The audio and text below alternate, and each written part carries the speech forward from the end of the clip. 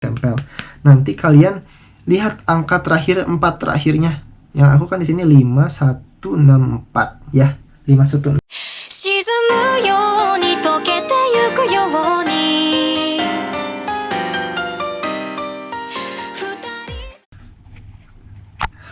Assalamualaikum warahmatullahi wabarakatuh. Hai Mas, Akang Teteh.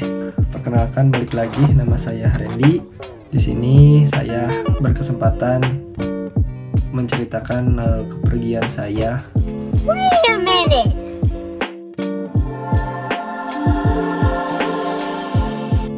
Dari Bandara Soekarno-Hatta sampai ke Bandara Narita Jepang. Apa aja sih yang dilalui gitu? Terus apa aja yang dilakukan ketika perjalanan sampai datang ke sini. Ngomong-ngomong, sekarang jam 4:30 waktu Jepang. Tadi habis sholat subuh tuh jam 4, habis sahur, terus coba tidur tapi belum tidur karena hari ini saya dijadwalkan untuk tes PCR. Jadi kalau misalkan bablas, nanti hasil PCR-nya nggak bisa dikirimin karena kita yang ngelakuin tes PCR-nya sendiri. Bodoh amat ah. Ya, terus jadi saya inisiatif untuk bikin video perjalanan dari Bandara Soekarno-Hatta sampai ke Bandara Narita. Terus apa aja sih yang saya lalui, apa aja sih yang step-stepnya, waktu sekian saya ngapain sampai saat tiba di Bandara Narita. Jadi saya tuh sama temen saya tuh satu perusahaan dan 2 orang laginya di beda perusahaan Hokkaido, tapi penerbangan kita tuh sama ya, kita menggunakan maskapai ANA. Maskapai ANA tuh terbangnya dari Soekarno-Hatta tuh jam 6.20. Tiketnya masih ada ya? Nah, di sini masih ada nih tiketnya. ANA. Di sini ANA. Nomor penerbangannya NH836. Terus dari Jakarta sampai Tokyo Narita. Departure time-nya jam 6.20. Terus nomor duduknya 21. Departure time sama boarding time itu beda ya. Kalau departure time itu ya keberangkatan si pesawatnya. Boarding time itu semacam kita masuk ke wilayah yang nanti orang-orang keluarga tuh nggak bisa nganter sampai mana. Nanti saya liatin videonya itu sampai mana nganternya.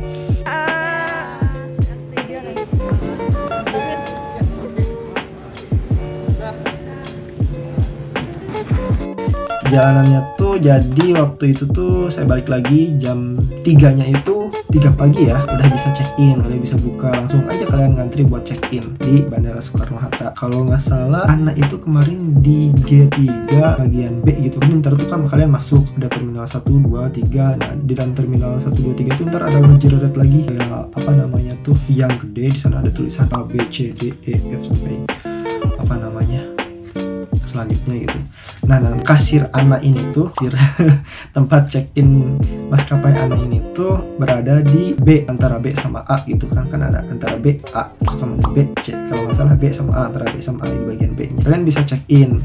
Terus bagasinya itu 23 kilo kali 2. Jadi kalian bisa bawa koper 2 atau bag 2 yang beratnya maksimal masing-masing si koper itu tuh 23 kilo. Jadi kalian bisa bawa tas 2, koper 2, atau misalkan kalian cuma bisa bawa koper 1, ransel 1. Tapi yang dimasukin ke bagasi sama kabin itu beda. Yang ditimbang nanti yang dimasukin ke kabin beratnya harus, kalau bisa jangan sampai maksimalin lah pas kalian sebelum datang ke bandara itu, di rumah kalian udah timbang itu kan berat badan kalian berapa, terus sambil angkat koper berapa nanti dikurangin. Jangan sampai berat kopernya tuh pas 23 atau melebihi 23. Kalau bisa gini-gini juga janganlah 22 atau 21 kilo lah maksimal. Jadi ntar kalau misalkan ada masalah di pengukuran barangnya nggak ada masalah gitu sih. Nah, terus habis ditimbang kalian check in, perhatiin nomor paspor sama yang ada di tiket kalian sama nomor paspor yang ada di vaksin lah. Terus bukan ya, PCR, tiket itu harus sama. Nanti kalau misalkan nggak sama gitu di bagian check-innya. Kita juga pas waktu itu check-in sekitar jam 3:30, beres-beres itu tuh jam 4-an lebih lah gitu. Terus sholat subuh di musola, sholat subuh di sana bisa, atau di bagian boarding time juga di daerah boarding area juga udah ada sholat.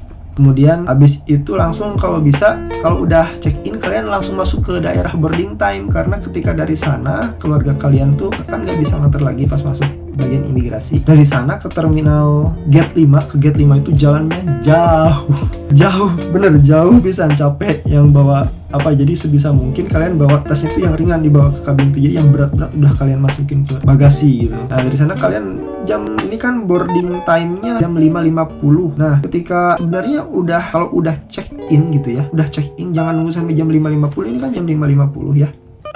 Kalau udah jam 5.50, kalau udah check in, kalian sebisa mungkin langsung nunggu kapalnya tuh di boarding area gitu, nunggu keberangkatannya tuh. Jadi kalau udah check in, pisah pamitan, pergi ke bagian keberangkatan internasional. Awas, bagian keberangkatan internasional itu tuh ada di gate 1 di gedung tiang yang ada labelnya A. Tadi kan aku udah bilang ABC gitu, tiang A belok kanan. Di sana lurus, ada boarding time keberangkatan internasional di sana. Kalian bisa pisah sama keluarga kalian nanti di sana. Masuk, nunjukin barang-barang, kalian nanti diperiksa barang-barangnya, HP, jangan nyimpen cairan minuman, usahakan tidak boleh ada cairan yang kecuali hand sanitizer itu bisa diperbolehkan. Nah, kalau cairan minuman, gel itu nggak diperbolehkan masuk. Barang-barang dari besi kayak gunting kuku itu sebaiknya masukin dulu ke bagasi ya, atau pisau lipat itu bahaya. Apalagi ntar di bagian boarding disita gitu kan. Sabuk nanti dilepas, kamera HP, kemudian tas, semuanya dimasukin ke mesin yang buat mendeteksi logam gitu. Habis kalian masuk, langsung kalian turun ke bawah ke gate 5. Aku kebetulan di gate 5, tapi mungkin samanya di gate 5 nanti juga. Langsung turun, naik eskalator, jalan ke gate 5-nya itu lumayan jauh beneran. Jadi